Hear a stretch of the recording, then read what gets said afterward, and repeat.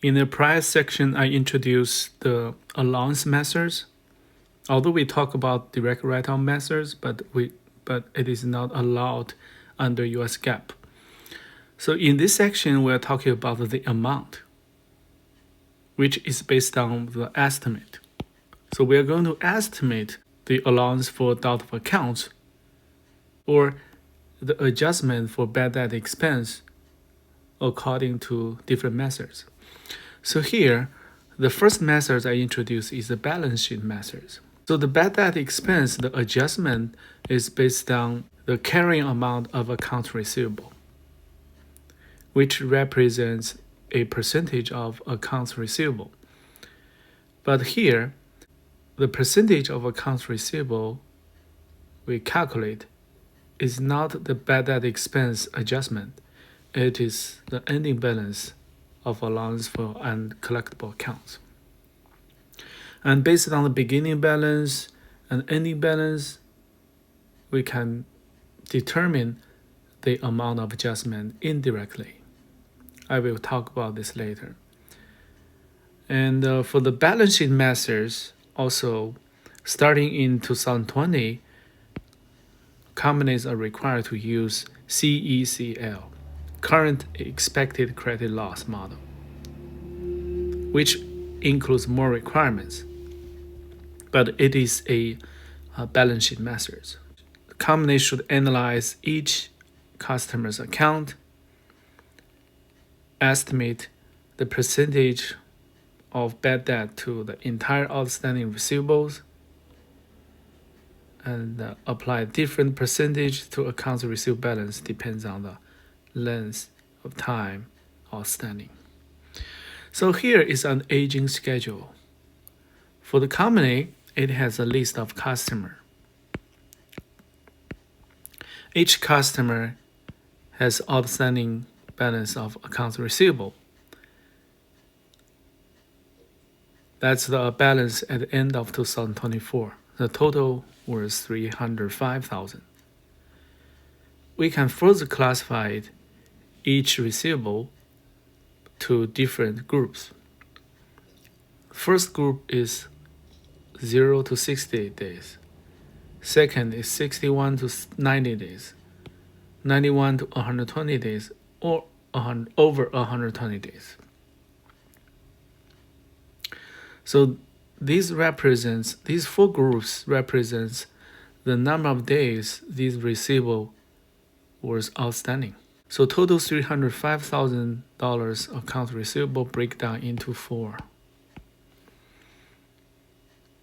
And each group here in this table, each group has different collectibilities. The fewer number of days outstanding, usually the uncollectibility is lower, 5%. For the receivable has been outstanding for over 4 months, the uncollectibility will be a lot higher, 40%. So we multiply the amount to the percentage of uncollectibility, we get the estimate allowance for each group. The sum of them is the balance of allowance for uncollectible accounts, $25,000. So this is the balance sheet method. We estimate here the ending balance of allowance for uncollectible accounts. Okay, so right now it is not the amount of adjustment.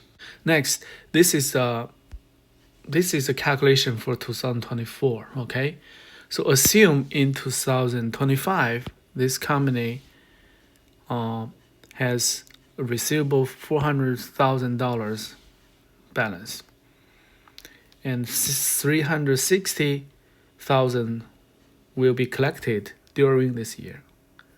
That also indicates the difference, $40,000 actually are allowance. If we follow this similar procedure, we can get $40,000 by the end of 2025. So here in the T accounts of allowance for uncollectible accounts, $40,000 was ending balance. If I also assume the beginning balance was credit 11,200, the difference of these two numbers is adjustments. Credit beginning 11,200, credit ending balance 40,000. So the adjustment is this. We debit bad debt expense to recognize this expense, and the credit allowance for uncollectible accounts, 28,800.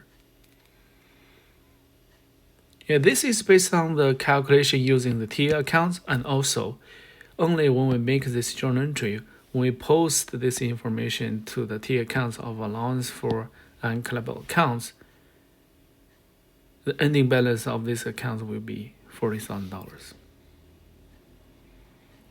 Okay, so the balance sheet methods procedures, we first using the percentage of receivable to calculate the ending balance of our allowance for uncollectible accounts.